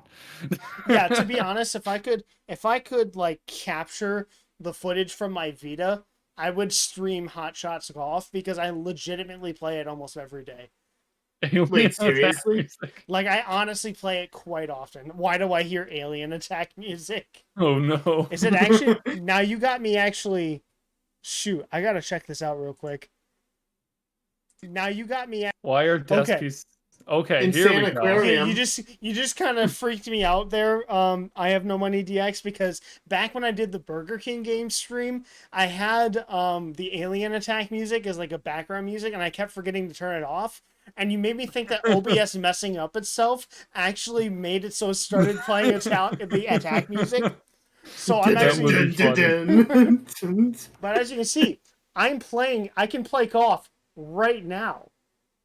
Well, there you go. It's very Why hard to do we play. even play real sports anymore? It's You very be hard honest. to. It's very hard to play all like through a webcam. I went in a bunker, everybody. I'm in a bunker. This is what happens when you don't play while looking at the stream. Screen. Why But are desk Rhino PCs? has a good question here of why are desk PCs so expensive right now? I honestly This have is no actually clue. PC This is desk? actually something that, like, Nick, you might have something to talk about with this because I You have know no what? clue actually. I'll Yeah, stay in the call for the Yeah, rest go of this. ahead. yeah, it won't be for too much longer. But a good well, I'll start off by yeah, well, it's the issue right now with desk PCs is that there's a shortage of silicon, right? There's Mhm. just due to the amount of silicon that's currently being produced, and the amount of people that are buying graphics cards right now and buying all sorts of other devices, phones, cars, all these other things that were actually a lot higher demand than what everyone would thought. Because turns out everyone has a lot more money when COVID hit, which is weird. But anyways, Well, like um, everybody, like they just realized, and here's a video of Linus building a desk PC in the background. Just thought it was yeah, working, but the thing is that like literally with desk PCs and stuff, like with like the COVID and people having money, is that what happened is that we absolutely needed everybody to kind of go online for pretty much everything, and then yeah. everybody found out that their 2013 Windows Vista laptop wasn't going to cut it anymore, so Yep. everybody needed upgrades. And They kind of So expected that a little bit though on the laptop side of things. They didn't expect it as much as people going to desktops. They actually like everyone yeah, buying desktops was kind of like I didn't unexpected. think people would go desktop either. I thought everybody would just grab a bunch of Chromebooks and be fine. Yeah, exactly. That's what they kind of expected is people buy Chromebooks, people buy the $400 Windows laptops. They have a whole bunch of those right now. Yeah. Um, but hey, it just just ended up to having a massive silicon shortage on the GPU side of things, mostly CPU a little bit, and it ended up just driving prices higher and higher and higher. And then that's why that's like desktops right now are just so expensive. Is there just isn't that many parts that are floating around that are just Hmm. decently Mhm. priced. just to clarify, we're talking about just PCs in general, or just desks that are also PCs? Oh, that's a good question. I mean, there is a very prominent desk shortage. You cannot buy a desk. you're literally showing a PC right now from Linus that's showing a literal desk PC as you Yeah, say I that. mean, It's you can literally a understand why PC our that's a viewers desk. might be confused. Even Linus is confused. Yeah, didn't you see that look on his face? It was obviously Look at all confusion. that RGB. Does Yes, Bitcoin Bitcoin mining mining, have? Did Bitcoin mining Ooh, absolutely, cyberpunk. Ooh. Bitcoin mining definitely absolutely. has a lot to do with it because a lot of these people, especially like scalpers and a lot of people in China right now, because it's really big in China, like Bitcoin mining, Yeah, is that like everybody are trying to use these bots to just grab, especially GPUs and power supplies that are over 1,000 watts. So like people are like trying to like it's honestly like like it has a lot to do with it. It's not the biggest thing, but it's like a big part of it. And yes, that desk PC on Linus's thing is it's actually freaking dope. it's Why does he have really a cool. Cybertruck on his screen? 3D modeling. Oh, hey, Cause don't I do that? Yeah, I don't know what he's using that's actually a there. really cool thing. Like if you hit the button on that video, like the glass like becomes like more translucent rather than transparent. That's actually really cool. Yep. Never That's been seen a that thing in before. it's actually been a thing in bathrooms for a very long time, believe it or not. Interesting. Hear High end me out. Yeah, Instead high of end bathrooms, it's desktop in showers PCs, or things we like have that. we have PCs in the desks. Linus built a good one right there. Oh yeah, I saw a thing about that. Very cool explanation too. Yeah. Okay. Yeah. So Surprisingly, we know what we're talking about this week. now one thing I will Yeah, it's have to based on say. the orientation of a well, depends on which ones, but normally an electrical conductor that rotates in the actual filament. It's in random directions, or if it's not in the random direction, the electrical current goes through it and realigns itself. Hmm. There are cars that have roof panels like that. Yeah, you are right. Yep. Now, I am here to finally, and Doctor, what you may want to stay for this. I have a character Oh, arc. what? There is a plot twist here for Heckin Tech Night for the I second was wondering episode when this was gonna that I come. had never told anybody, but here you go. Wait, then how does Nick seem content with this? He doesn't know what it is, he just knows that I there's a don't. plot twist. I know there's a plot So, twist, You and didn't I'm tell me waiting there was for a it. plot twist, and I'm a pretty important co-host. I Oh, I didn't know spent there was a plot twist until just now. He just told me there was a twist. I didn't know I there was a spent twist. I spent 25 minutes last stream lampooning one of Marquez Brownlee's reviews. Oh Yeah. yeah, that. Are we doing it again? No, because plot twist, Marquez Brownlee did something good. He did something amazing. Oh no. What? He made a right to repair video. And it's actually really good. And it has an interview with Louis Rossman and everything. And Louis Rossman is That's the guy awesome. who's like literally like going to like local governments to like campaign for right to repair. And this is the Yep. best video on right to repair that I have seen, period. Even better than Linus's video. And even For though all like those who don't know what right to repair is, why don't you explain it to I Have No Money DX? right to repair is where like say I have my phone right here, right? And let me think about this for a second because I don't want to mess it up. But like say the battery goes bad, right? Right to repair would mean that I would be able to, if I wanted to, I would be able to get the parts in order to do the repair and do the repair myself without having any repercussions from the actual manufacturer itself. Now, Yep. this kind of does kind of go against what manufacturers want because think about it, and especially with Apple, right? What they want to do is make it so things are harder to get into and excuse me. And if you are doing repairs that Apple doesn't like, they can revoke warranties and stuff. And like basically, like let's see here. This is Well, the actually a big really thing good. with the big thing with Apple and the right to repair like industry is in order to get your device properly repaired, you can't just bring it anywhere. You have to bring it to a Apple certified technician.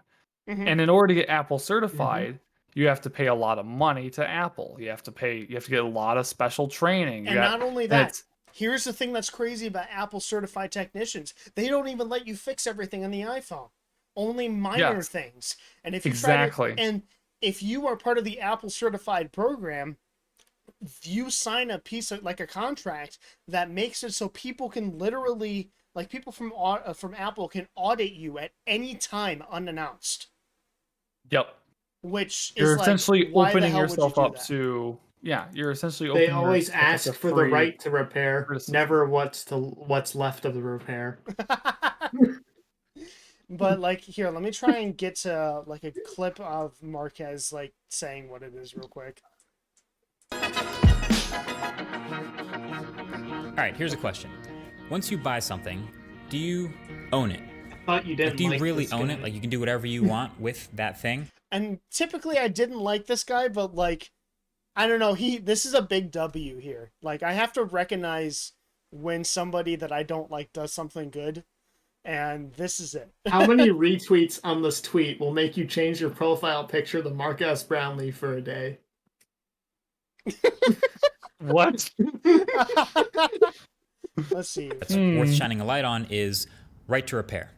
So if you own something Here we go. and it breaks, should you be allowed to repair it and fix it? Honestly, that should be a pretty easy yes across the board. There's no problem with that. And no one's going to stop you if you try to do it. There's no law against it. But it's almost impossible to actually do it. Let's talk about that. And like he has like a pretty good explanation here where it's just like for most people, like if you say right to repair, they're going to be like, well, yeah, you can just fix it on yourself. But like what they don't realize is like, especially a lot of automotive companies, a lot of tech companies are just making it specifically harder. And yet at the same time, they're preaching you know, things about like being good to the environment and reducing e-waste, while they're still trying to promote these things that are against right to repair, where if you can't repair it, they'd rather just brick your phone, throw it out, and get you a new one. You know, that's just kind of Yeah. a bit of a hypocrisy. You know what I mean? Yep. And let me see if I can get to where you're saying. Own. There's no law against that, but it's the companies that make the things that we're often trying to repair that are trying to stop you before you even get that far. So here is the main crux of the right to repair conversation right now. Ready? You buy a thing, right? A piece of tech, a phone, you own it, you use it, and then part of it breaks. Let's say your screen breaks. That's pretty common. There are two versions of what you think should happen at this point, depending on who you are. There's the user side, there's the manufacturer side. So I'm just going to start with the user side because it should be the easiest to understand. You should just be able to pop off the broken screen, buy a new screen, put it on, repair it, and still keep using that thing. Of course, you should be able to repair the item you own. And there's a million great reasons why. Repair saves the user money, of course. So to stick with the phone example, if just the screen is broken and the entire rest of the phone is still functional, then it's way cheaper to replace the screen than to buy a whole new phone, of course.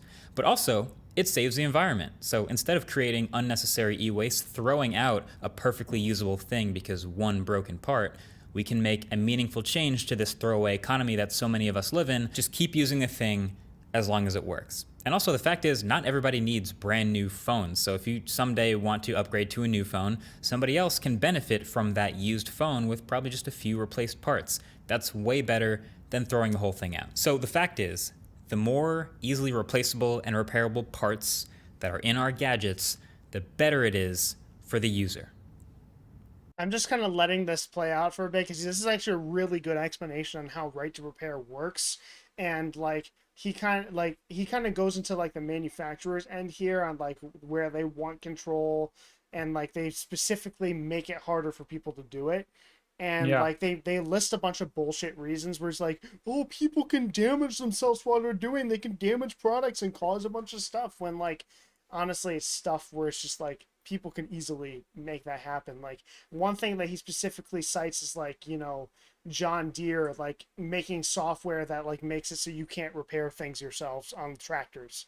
Like honestly, so like I feel like right to repair has been an issue lately, especially since there's a bunch of legislatures going around trying to limit what you can do with the things that you own.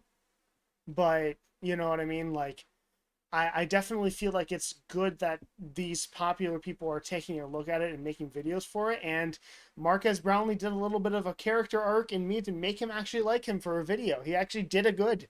So there's the plot Back to the twist. legislative branch. All my homies hate the legislative branch. Oh God. Become a fascist today. Oh man. Uh, Okay, so that's it for gamer moments and also my plot twist. And we have a few quick stories to end off our Heckin' Tech Night. So we've got 20 minutes left. Hopefully a little bit less than that, but like I'm trying to make this about exactly 2 hours, so this is about like 15 minutes. I don't like Marquez very much in general. Yeah, I don't either. Typically he does like a bunch of like very surface level analyses of like products that like he literally has the time and like the audience to go more in depth with it and not lose much ad money. And like there's definitely about a lot of favoritism in his reviews, but like I gotta recognize when someone does it good. yeah. But we're gonna go with these next ones really quick. Um, First of all, and Doctor, you don't need to necessarily stay here if you don't want to, but I Wow, figured you're this just is kicking me out, man. What the heck? I I'm just gonna go through some tech news then. You can be here if you want. You can be here if you don't want to. But here we go. Player Tech of news. the game. Stop posting about Among Us. I'm tired of seeing it. Okay, we got Mass Drop or Drop Now and Hi-Fi Men. They collaborated to release another planar magnetic headphone, and this one's actually really interesting because this is the cheapest planar magnetic headphone that I've ever seen come out. Period. Oh Like yeah, it is this is only planar. a I was hundred. actually This is only $130. Like this is like the biggest budget planar thing I've ever seen, and I haven't seen reviews on it yet, but it definitely looks promising. If you look at your frequency what's response graphs the here, where is what's it? the resistance on it? You're definitely gonna want an amp for it. It has a Oh, sensitivity of okay. 91 dB. It has an impedance of 25, so you probably wouldn't want to run it off a phone. It'd be kind of Yeah, that quiet would and be wouldn't push rough. it very well, but like you can get yourself a cheap amp that'll definitely power this.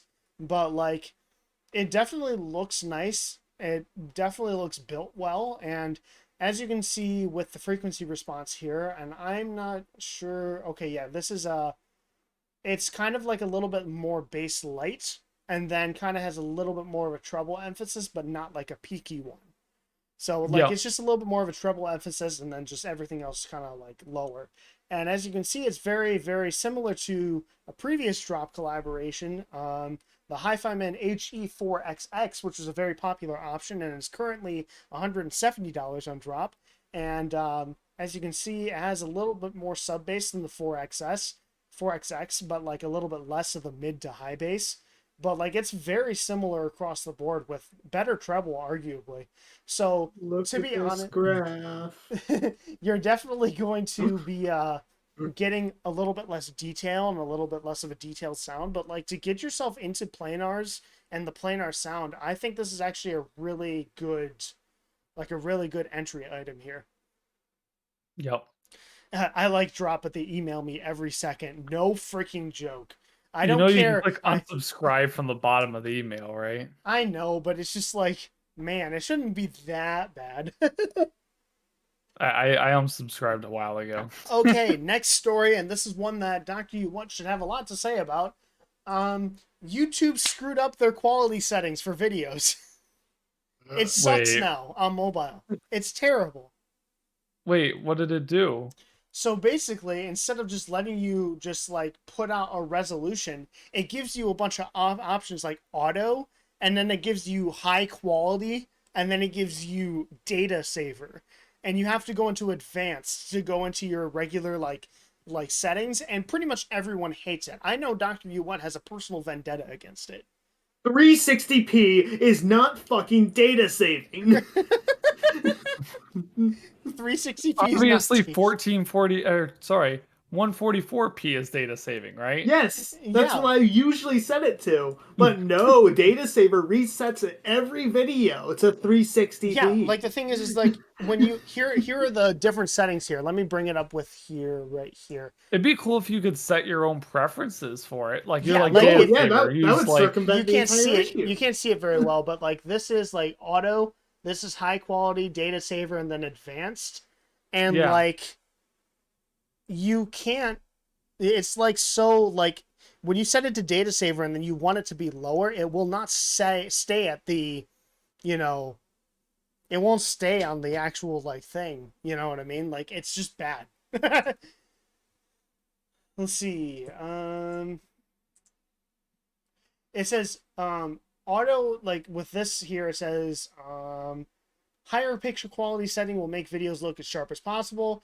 There's a data saver setting that will help you stretch out your data, but poorer visual fidelity. Let's see. With auto, you can kind of like make it. You could like the thing. Here's the part that really sucks here. Um, No. I have no money DX. This is for mobile, the app. You don't. This doesn't apply to you. yeah, when you're on browser on Twitch, I think it just does auto resolution. Well, Twitch just kind of just forces everyone the 720p, and they wonder why their streams lag. But here is the part that really sucks that everybody hates. You ready? Go You can for it. also manually set the resolution up to 4K, but you'll need to do it for every video you watch. No. You can't set it to stay if you want it on like if you want it on 480p for all your videos, you got to go and do it for every video. And that's what sucks. Oh. Sure, this might That's not the sound bullshit. horrible to people that watch it, but people who have to use it, like to say buy time through like a work day or something, like, and they just put some videos in the background. You know how annoying it is to just kind of Yeah. have to reset it to 144p because you're on a limited data plan. Yeah, like not everybody. What people need to realize that in tech companies and especially with tech YouTubers is not everybody has an unlimited data plan. Sure, it's Yeah. popular, but like I'm still A on lot a of people plan that don't. like has limited data, and a lot of people do. Me too. I'm Yeah. like still using data to this day, and I always have to make sure I have it at 144p to make sure I don't run over. It's Mhm. very Yeah, annoying. like not everybody just has just unlimited data to use whatever they want for. You know what I mean? Especially when you're in like more of a rural. Yeah, even so, they can throttle your data after like a certain cap anyway. So Yeah, like, which shouldn't even be legal, but but they they do still it. do. Hey, But yeah, it's not illegal because they lobby Congress to make it legal. no That's joke. true. So there's some YouTube BS, which I'm sure won't be the only time there's YouTube BS on Heckin Tech Night. But here's the next thing. First of Yesterday many. we were not yesterday, but last Heckin Tech Night we were talking about the Sony Xperia 3, 1 Mark 3, and how we were thinking I it was do going to be not great. remember this at all. It was at the beginning of stream. You might have missed it. Oh, okay. But at the time, and still to this day, there has not been pricing revealed for either of these phones. But in China, it has. And now, Oh. although China prices don't necessarily translate super well to US prices, it does give us an idea, and this is the part that kind of sucks. So the 256 gigabyte storage option is retailing for what converts to about 1300, and the 512 gigabyte version looks like it's going to be about 1450, which, to be honest, in Asian markets a lot of the phones get priced a lot higher there than they do here, but that kind of sucks because that means the Sony Xperia 1 Mark III is going to be more of a premium tier phone, and that's going to suck. So it's a Yeah. 1K phone, but pretty much. It's a kilobuck phone. Hello, buck. I've seen people use that word in like headphone forums, like it's a kilobuck, and I absolutely love it. I Same. think people should use kilobuck more often. Kill a buck. Maybe it would go by a lot better if we actually converted to metric like in the 70s, like we were supposed to. No way Sony's going to get market share from Samsung with those prices. Well, the thing is like Samsung already has a chokehold on Android markets over here, so Sony's trying to go for a more like boutique, more like, you know, more boutique, more of an individualized market for this, and they're trying to go for people who are more photography nerds, more people who buy like Sony Alpha cameras. Like they're kind of going for a more individualized market because they know that that's how they're gonna make money. And since Sony like has a lot of market share in like, you know, with like gaming markets with like the PlayStation and like, you know, all of that, you know what I mean, like they're not going to make too much of a loss by making this phone. Yeah. They actually found that they actually were still making a profit with their last generation phones. Wait, Yeah, what? BlackBerry tried Sony? that too with the business market, but the thing is they moved to Android too late, and when they moved to Android, they outsourced it to TCL, and generally some of their builds were just low quality. Like they didn't start I getting it would really, know. they really didn't get it rolling well until they released the Key 2, and then they just ended. The Key So 2 was just too late to get everything right. Like me myself, I had a Key 1. It's actually right on my desk right now. It's deactivated, of course. And yeah, the last good BlackBerry besides the Key 2 was the Passport, easily. yes, the Key 1, it was so many technical flaws. I mean, cool, the little quirk that, hey, you could use your keyboard as a little scrolling thing as well. I mean, it's kind of Yeah, like it was short-lived. really cool, but the thing is that the build was plasticky. The screen was practically just able to just be peeled off easily. We found that out because like I literally like from a repair standpoint, it was definitely interesting, but like if you look at like bend tests online and stuff, that screen was coming off like easier than everything. Like Yeah. And to be honest, by looking at it and like repairing the screen myself, like it is just too easy to take that screen off. It was too easy. Thanks for being outsourced works there. Yeah, no joke. So there's that. Uh, Time to bring up the joke again because guess what? We're talking about LG. Me when LG, am I right? Oh, you're actually using the image now? Oh no. Me when LG. The funny thing is that I made that during the first episode. Yep. So this is another sad LG song. A song. LG, but here's the We're story not turning here. this into a musical. Turns out LG was already essentially done with their sequel to the LG Velvet, which came out last year, which was basically one of the best mid-range phones to ever be released, in my opinion. And it basically hit the value like perfectly, had a bunch of features that a lot of other mid-range phones just didn't have, and it was priced right, but it was just lampooned by reviewers and not many people bought it, sadly. So it turns out they were finished with the Velvet 2 essentially, and literally they're giving the Velvets that they have. Was Gold Star a better name? I have no idea what you're talking about, Rhino. But as I was saying, with the Velvet 2, basically they were already done it. They were already done with it, and they're selling off its unreleased smartphones to its Korea employees. So basically, they're giving away the Velvet 2 to employees for $170 each. Wow. Because like, oh, lucky Gold Star. Oh yeah. Oh, okay. Maybe, I don't know. But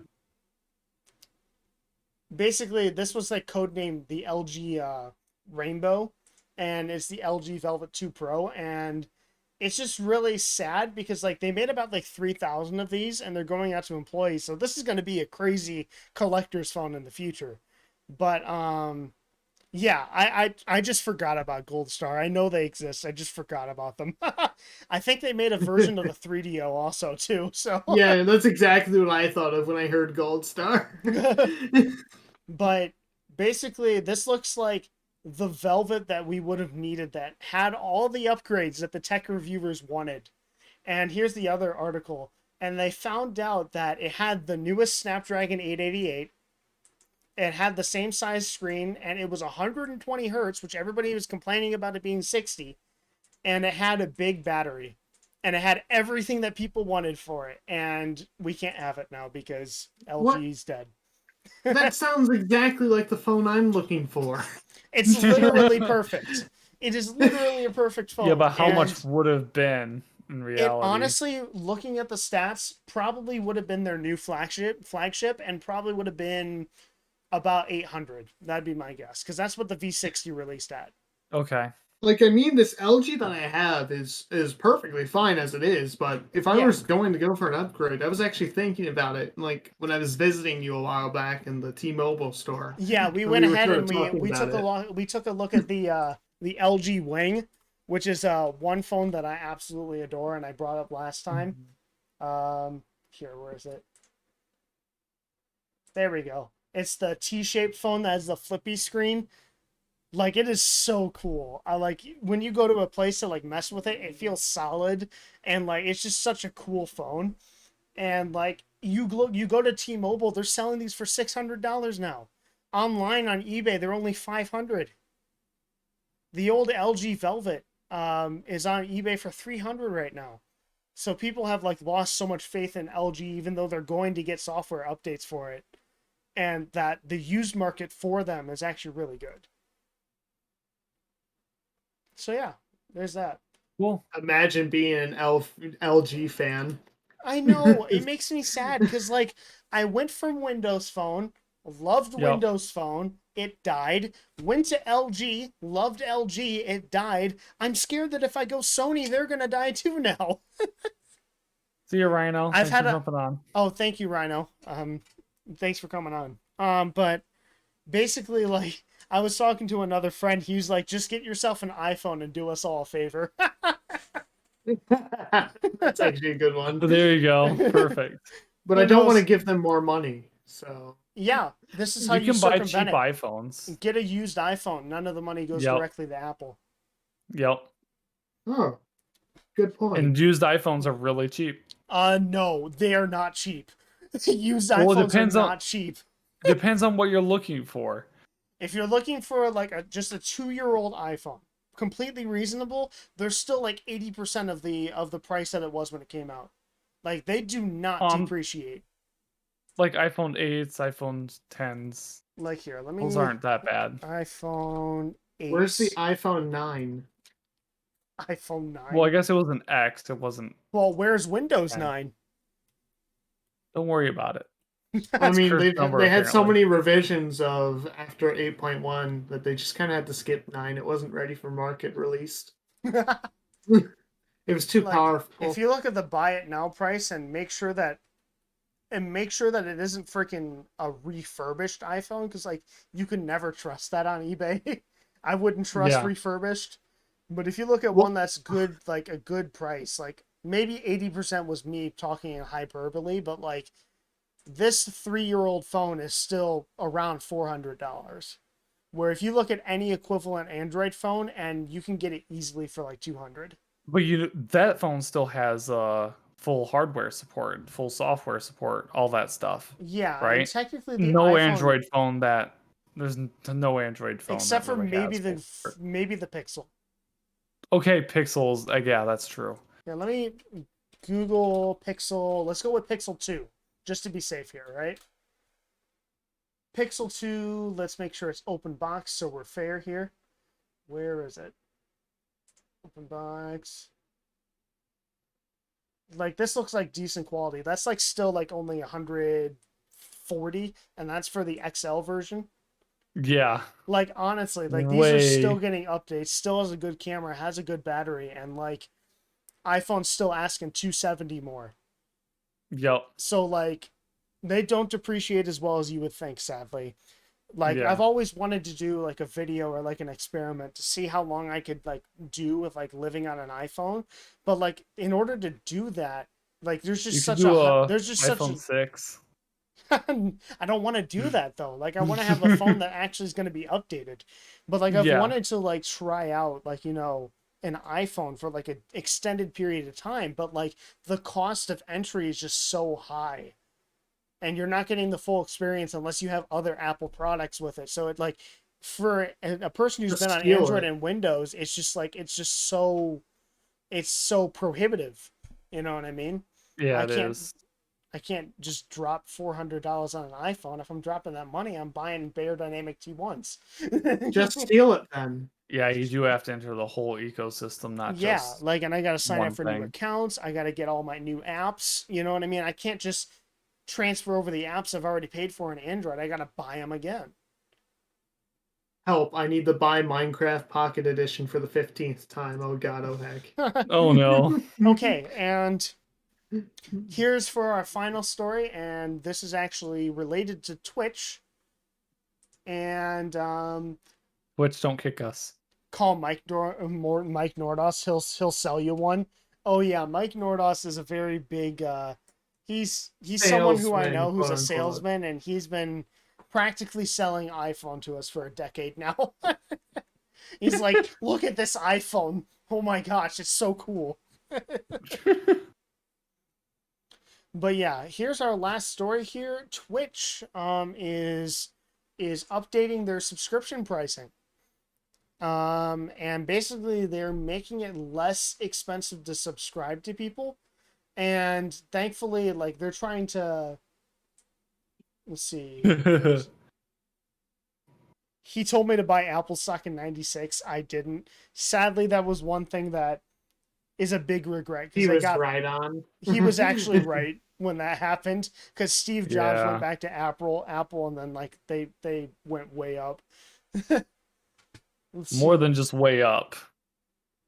Rip Bill Gates. So They went as you can way see up. with like subscriptions with like on Twitch, like a tier 1 subscription is equivalent of to $5 USD, and they're trying to say that This price makes it very difficult for viewers to support their favorite creators and likewise prevents creators from being able to grow their communities and make more content.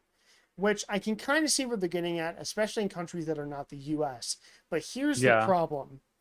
It makes it so everybody's now going to be paying less for subscriptions, which means revenue for creators is just going to go down. Lots of creators are going to Wait, lose Oh, money for wait. this. Let me you're ask right. this question: does this apply to already like put in subscriptions? Do they take money away from the creators that's already been given, or Well, what? they're not going to like take it away like retroactively, but what's going to happen is instead of everybody like paying $5 a month, say they're going to be paying $3 a month. That means their incoming revenue is going to be 40% less than it was. Yeah.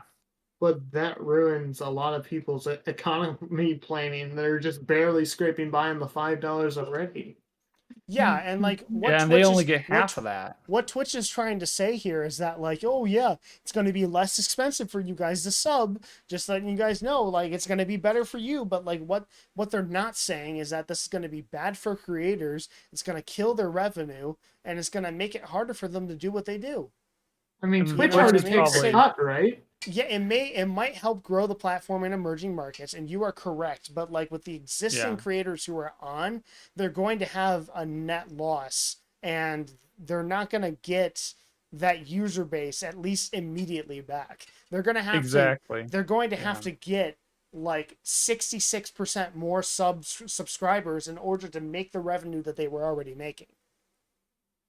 You There's know going what to I be a mean? period of time where a lot of creators are going to be losing a lot of It's money going to be similar relatively. kind. It's maybe it won't be as bad, but it's going to be kind of similar to what happened in 2016 with the YouTube adpocalypse, where like a lot of people were making a lot of money. We're making money off of videos on YouTube, and then ads were deeming things as unmonetizable and like demonetized, and like people were losing money all the time. So this might show a shift in like creators and like how they do stuff on the platform, and it's going to make it harder for people to make their money on here. So like I just like I do agree with this might build a better user base in like different countries, especially that are like not like first world countries. But like the thing is that you Here's a know better solution. Just lower the price for those third world countries. That's yeah, what but it's you can't doing. exactly do that because like in the US they'd be like, well, Who's they gonna get to pay stop them? less. Let's F be it, I'm streaming on Parlor from now on. No. Oh God, Mixer too. But like it's just the thing is that like I just wish that they were more Boogaloo. transparent about being like, yo, this is not like please subscribe to your creators because this is going to be like less money to them now. But like it's very nuanced and it's very odd, you know what I mean? Yeah, Yeah. So yeah. especially if you're a streamer in like let's say South America, it's going to really Yeah, probably like screw if you you think over about for it, a little someone while. who's like streaming in like South America or some place that like, where it would help to have the lower prices, you know what I mean? Say that somebody in that country or that continent was making like content and a bunch of people from the US were subscribing at that $5 price, now they're going to be getting even less revenue if they have less money. You kind of get what I'm See, getting at here? this is I don't know if it's the creator's location or the person that's buying location that's subscribing. I think it's Well, based it would off of the have to be person the that's buyer's subscribing. perspective, right? Because Yeah, you can't just pay for like $3 subscriptions in Argentinian money. Yeah. yeah. Yeah.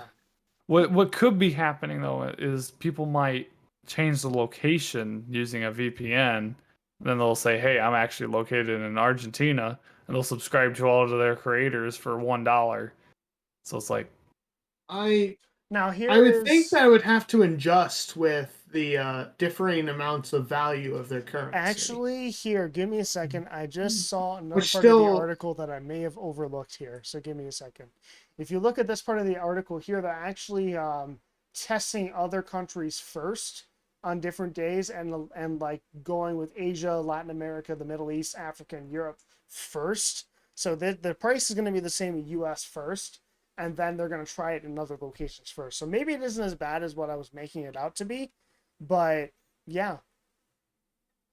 Oh, Okay. don't worry, I have no money, DX. We're ending off. Yeah, this is our anyway. Yeah. last story, so you might as well stay for the next 3 minutes. If 3 minutes. But yeah, it's just I actually gotta go. yeah, I go. know we're gonna get you going, Nick, but as You're you not the see, only one with an agenda tomorrow, Nick. You're not waking up at 5:45. you'll be fine. So do I. You wake It's up at not special, 5:45? Nick. This was Yes, Heckin' I Tech do. Night, Nick. You signed up for it, man. Jeez. I Well- don't expect it to be 45 minutes late every time. Jeez. I mean, well- remember when you said that this was initially going to be an hour-long broadcast each week? Yeah, but then again, I ended up actually getting a lot of stories I wanted to talk about today. So Something tells me that we should nerf the amount of stories we need, which is 5 currently. yeah, but like I honestly like the way it is, to be honest. It's just I gotta. I'm get just on gonna do starting 2 it from early. now on, and then that way he No, just don't do does 2. 5. You do 5, and then I'll do 2. Well, the chicken has spoken. If I can get it to do it. Time is up. That's the end of Heckin' Tech Night. Thank everybody for going on and Real quick. talking about Yeah. Heckin' Oil Night. What were you gonna say, Dr. You White? Real quick, do you have any announcements for what's for this week's gaming stream? I don't necessarily know. I have an idea, but it is not confirmed yet, so I'm not gonna kind of say it yet. But Okay. yeah, I'll try to definitely stream this Wednesday. I kind of took last week off, so yeah. Would have been nice to actually hear that from you. And nobody watches it anyway. Nobody watches anyway. All right, Okay. so that's Nick, All and right. that's me, and that's Dr. Uwat and the browser signing off. Thanks for watching Heckin' Tech Night. We'll see you next. I Are don't we have a doing? Wait a webcam. minute. Are we doing this next Monday? Yeah. All right, we're going to a weekly No schedule. mini streams. We're going to the weekly schedule, at least until August, I think, right? Yeah, it would probably be around August. And thankfully, that's probably another reason why these streams have gotten so long is because we've had like 3-week gaps for stories. Like once we go to Yeah. a weekly schedule, we'll just obviously just have less to talk about. So Especially Maybe. with gaming updates. That's going to be hard to fill.